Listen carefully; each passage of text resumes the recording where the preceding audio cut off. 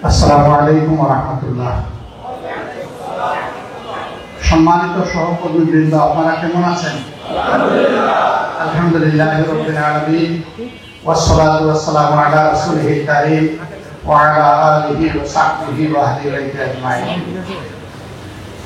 বাংলাদেশ জামাত ইসলামী পশ্চিম কাপুর তালতলার উদ্যোগে আয়োজিত আজকে এই সন্ধ্যা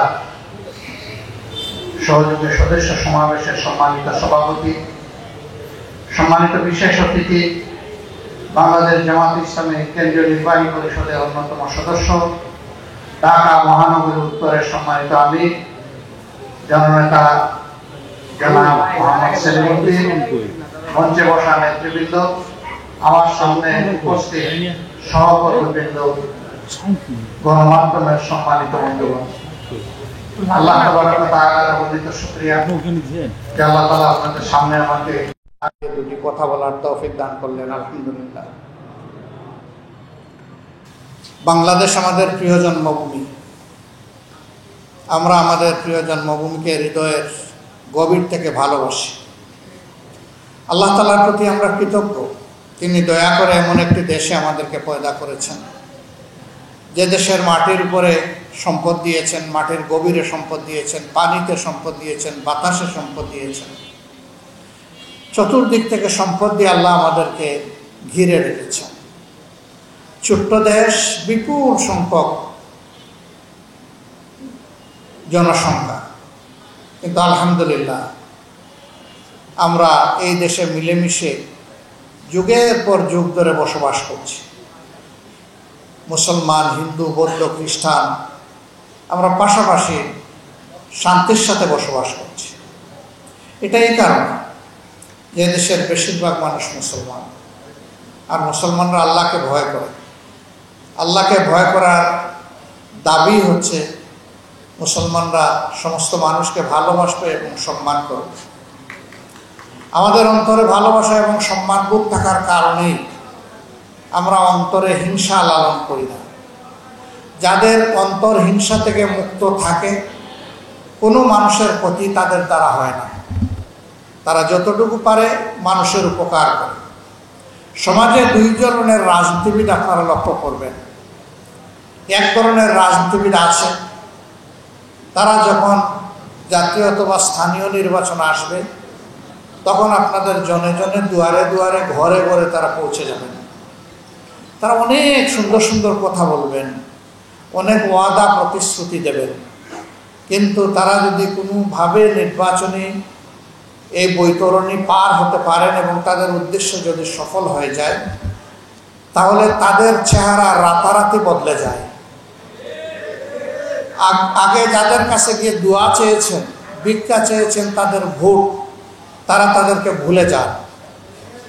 বরঞ্চ এই মানুষগুলা নিজেরা এবং তাদের আশ্রয় প্রশ্রয় একদল সন্ত্রাসী লোক তৈরি হয়ে যায়, যারা সব জায়গায় গিয়ে চাঁদার জন্য দাঁড়ায়, যারা অবৈধভাবে মানুষের সম্পদ দখল করে, যারা মানুষের উপর নানাবিধ জুলুম অত্যাচার করে, মিথ্যা মামলা দিয়ে মানুষকে কষ্ট দেয়।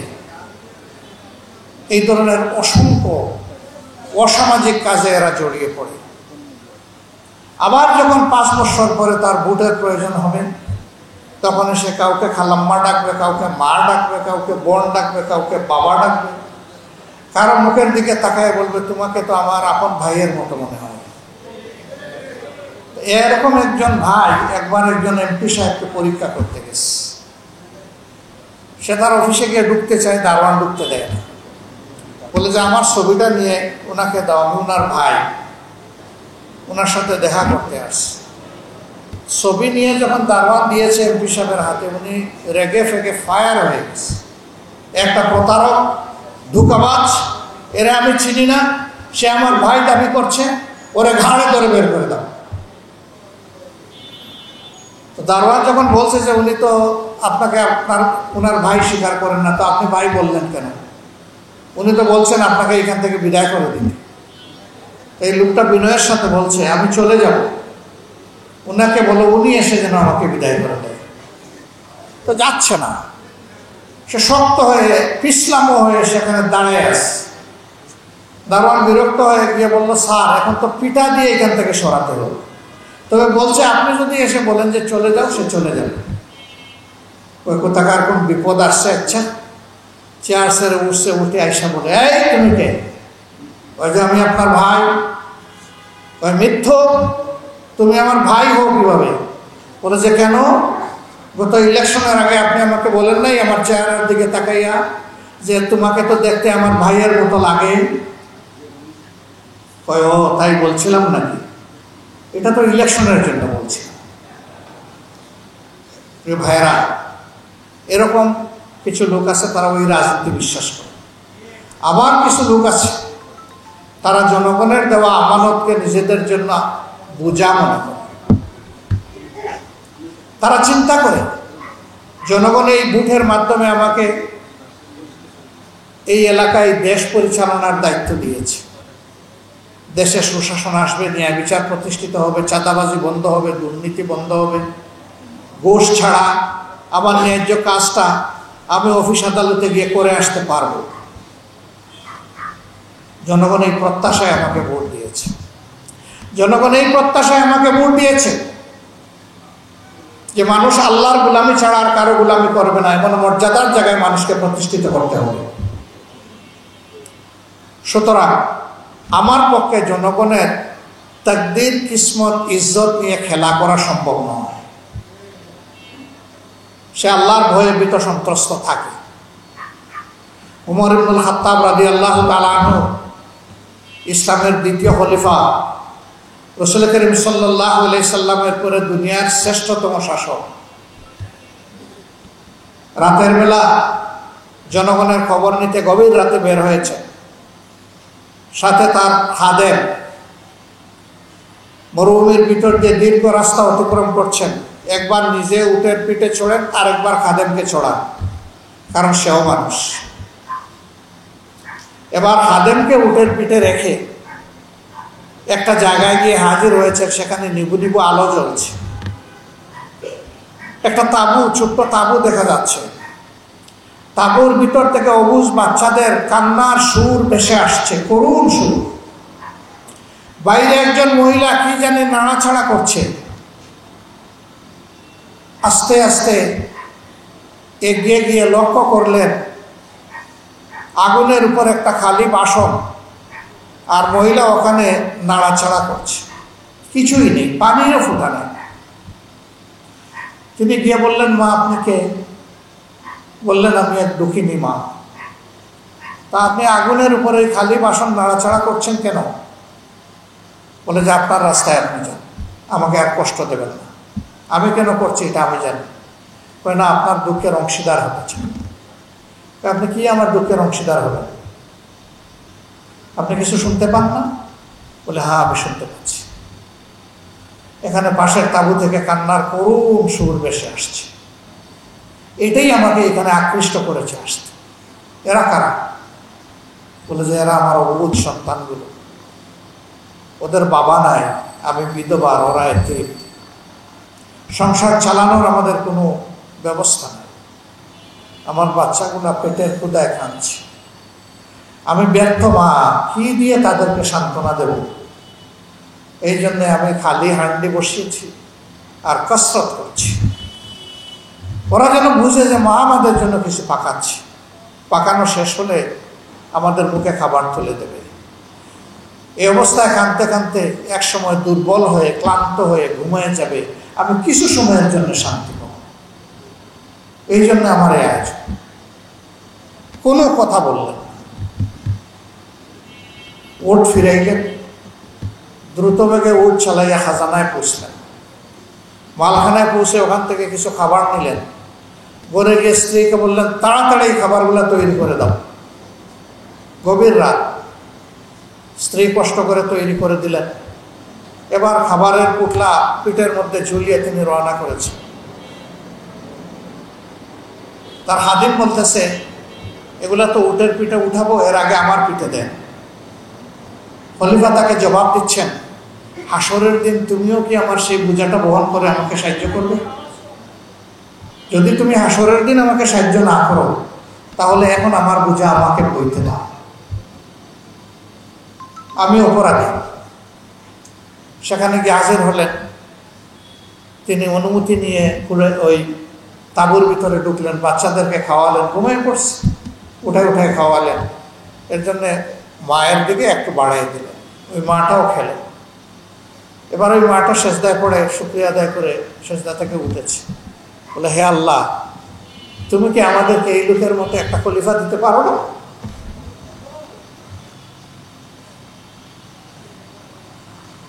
খলিফা তার পরিচয় দেননি। তিনি বললেন, মা, তোমার দুঃখ ইনশাল্লাহ থাকবে না, খলিফার এটা দায়িত্ব, এটা তাকে দেখতে হবে। কালকে তুমি খলিফার দরবারে হাজির হবে, সেখানে তোমার জন্য একটা ব্যবস্থা হবে, আমি তোমার পক্ষে সুপারিশ করব। মহিলা বলতেছে, বাবা, ওখানে গেলে তোমাকে পাওয়া যাবে খলিফার দরবারে? বলে হ্যাঁ, আমি চেষ্টা করব। বলে আমি তো সেই উদ্দেশ্যেই রওনা করেছি।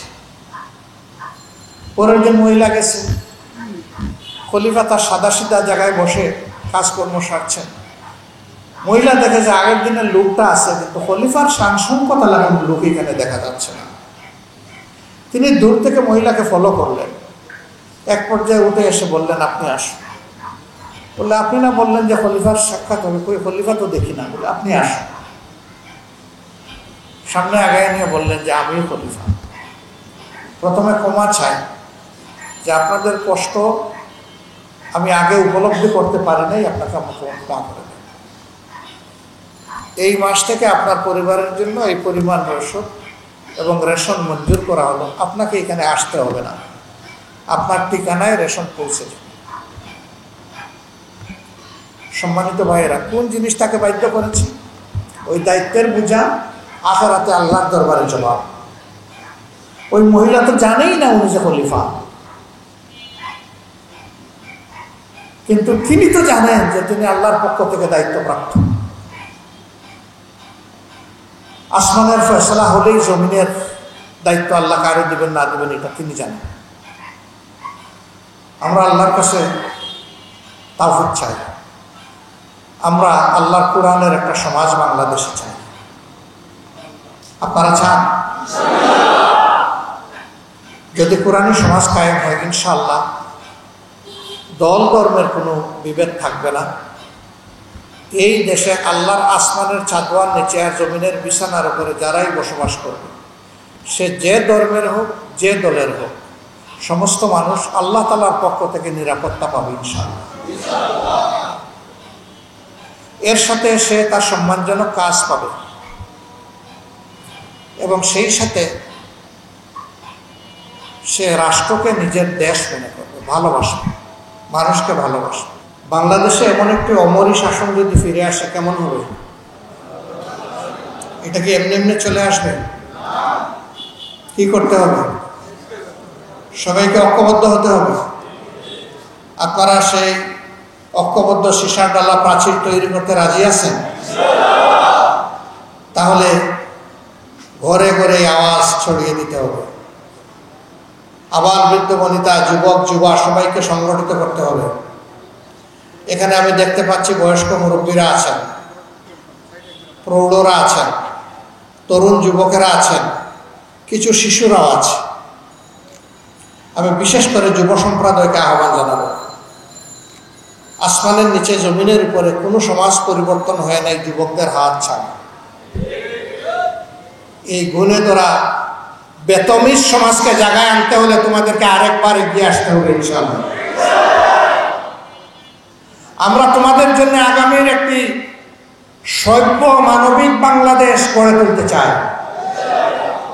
আমাদের বয়স দেখে তোমরা বুঝতেই পারছো কবরের সাথে আমাদের দূরত্ব কমে এসেছে, কিন্তু আমরা প্রশান্তি নিয়ে দুনিয়া থেকে যেতে চাই যে আমাদের পরবর্তী বংশধরেরা বাংলাদেশে একটা কোরআনিক মানবিক সমাজ পেয়েছে। এই জন্য আল্লাহর দরবারে দোয়া করি। আল্লাহ নবুয়তের দরজা বন্ধ করেছেন, কিন্তু শাহাদতের দরজা বন্ধ হয় নাই। সেই কোরআনিক সমাজ, ইসলামী সমাজ, অমরি শাসন বাংলাদেশে কায়েম করতে গিয়ে যদি আল্লাহ তাআলা আরেকটি মানুষকে এই দেশে কবুল করেন শহীদ হওয়ার জন্য, আল্লাহ যেন আমাকে কবুল করেন। এমন বড় গর্বের, সম্মানের, আল্লাহর ভালোবাসা। হাসরের দিন নবীদেরও আল্লাহ দায়িত্বের জবাব নেবেন, কিন্তু একমাত্র সম্প্রদায় শহীদ, তাদেরকে আল্লাহ একটা বিষয় ছাড়া দুনিয়া আর কোনো দ্বিতীয় বিষয়ে প্রশ্ন করবেন না। সেই একটা মাত্র বিষয় হচ্ছে যে কারো হক তার কাছে পাওনা আছে কিনা। এইটাও আল্লাহ তাআলা চাইলে চুকাই দিতে পারেন।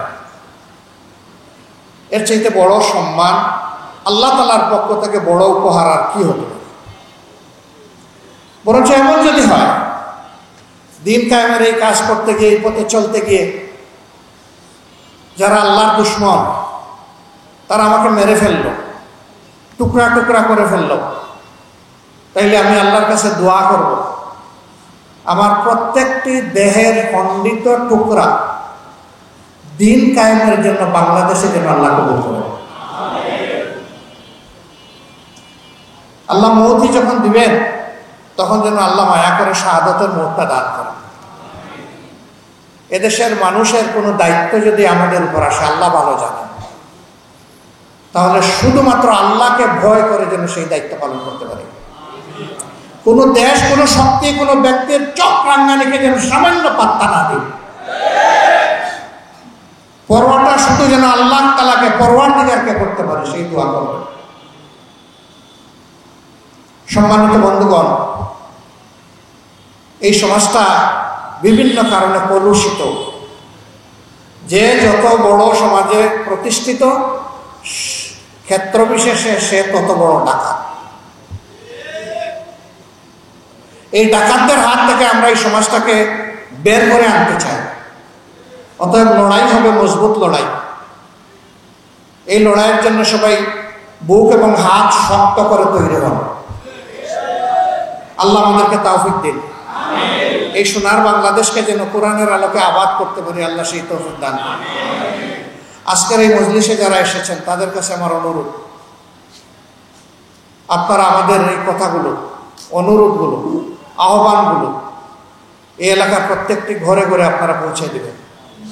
আমাদের সালাম পৌঁছাবেন, জনগণকে সংগঠিত করবেন, যুব সমাজকে সংগঠিত করবেন, যুব সমাজকে বুকে ধারণ করবেন, বুকের ভিতরে জায়গা দিবেন। রাসূল করিম সাল্লাল্লাহু আলাইহি ওয়াসাল্লাম তাই করতেন। নিজের গায়ের চাদর, একবার এক যুবক এক মজলিসে জায়গা পাচ্ছেন না, তিনি চাদর খুলে তাকে দিয়ে বলছেন, এখানে তুমি বসো। যুবকদেরকে এই সম্মান করেছেন। তার মজলিসে বিজ্ঞ সাহাবীরা, বয়স্ক সাহাবীরা পরামর্শ দিতেন, কিন্তু একজন ব্যতিক্রম ছিলেন। তিনি কিশোর, যুবক হন নাই, ভালো করে বয়স 16-17 বছর। অন্যান্য বয়স্ক সাহাবীরা যেখানে বসতেন, হযরতে আবু বকর, হযরতে ওমর, হযরতে উসমান, হযরতে আলী, তারা যেখানে বসতেন সেখানে উনিও বসতেন। তারা একটু অস্বস্তি বোধ করতেন। একদিন একজন বললেন, হে আল্লাহর রাসূল, এই কিশোরকে কিশোরদের সাথে দিলে হয় না? আল্লাহ রাসূল কোনো জবাব দিলেন না।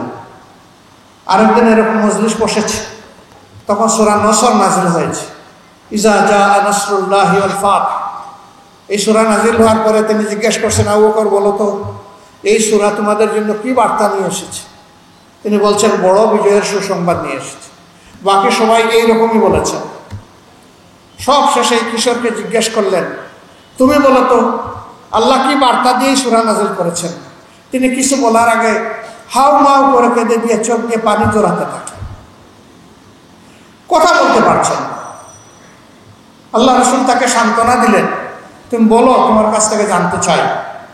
তিনি বললেন, হে আল্লাহর রাসূল, আমি যদি বুঝতে ভুল না করে থাকি, এই সূরা বার্তা দিচ্ছে অল্প দিনের মধ্যেই আপনি দুনিয়া ছেড়ে চলে যাবেন, আমরা আপনার সাহায্য থেকে বঞ্চিত হব। বাকিরা বললেন কি, আর এই কিশোর বলল কি? রাসূল করিম সাল্লাল্লাহু আলাইহি ওয়াসাল্লাম তার দিকে এগিয়ে গিয়ে কপালে চুমু দিয়ে বললেন, তোমার কথাই সম্ভবত ঠিক, এবং বাস্তবে তাই হবে। এই সূরা নাজিল হওয়ার পরে আল্লাহ রাসূল অল্প সময় বেঁচেছেন। তাহলে যুবকদের মধ্যেও আল্লাহ তাআলা অনেক নিয়ামত রেখেছেন। ও ছোট বলে তারা অবহেলা করবেন না। ওদের হাত ধরে ইনশাআল্লাহ দেশ বদলাবে, ইনশাআল্লাহ। তবে যুবকরা যেন আমাদেরকে বুড়া মনে না করে। বুড়া সেই যার অন্তর বুড়া, যুবক সেই যার অন্তরটা যুবক। অর্থাৎ সামনের কোনো বাধাকে আল্লাহ ছাড়া যে বান্দা কাউকে পরোয়া করে না, সেই হচ্ছে যুবক। আর পদে পদে সব কিছুতে ভয় পায়, ওর বয়স যাই হোক সে আসল বুড়া। এখানে মুরব্বীরা যারা আছেন এখন আশা করি আর মন খারাপ করবেন না। সবাই আল্লাহর কাছে তৌফিক চান আজীবন যেন আল্লাহ তাআলা আমাদেরকে, আল্লাহ রাব্বুল আলামিন আমাদেরকে যেন সেই যৌবনের নিয়ামত দিয়ে রাখেন। আমরা পারবো ইনশাআল্লাহ, যদি আল্লাহ তৌফিক দেন। ওমা তৌফিক ইল্লা বিল্লাহ। আল্লাহ তাআলা আপনাদের সকলকে তাইয়্যিব হায়াত দান করুন, সুস্বাস্থ্যের নিয়ামত এনায়েত করুন। আপনাদের সাথে আরও দেখা হবে ইনশাআল্লাহ, যদি বেঁচে থাকি। মানবতার মুক্তির লড়াইয়ে রাজপথে বিভিন্ন জায়গায় পথের বাঁকে ইনশাআল্লাহ দেখা হবে। আর আখের আল্লাহ তাআলার দরবারে একটু চাই, দুনিয়ায় অনেককে দেখতে পারবো না চাইলেও, যারা শুধু আল্লাহর জন্য আমরা পরস্পরকে একে অন্যকে ভালোবাসি, আল্লাহ যেন ময়দানে হাসরে আমাদের সকলের হাসর একসাথে নসিব করেন, এবং সেই ভালোবাসাকে আল্লাহ যেন মেহেরবানি করে জান্নাত পর্যন্ত পৌঁছে দেন। আসসালামু আলাইকুম।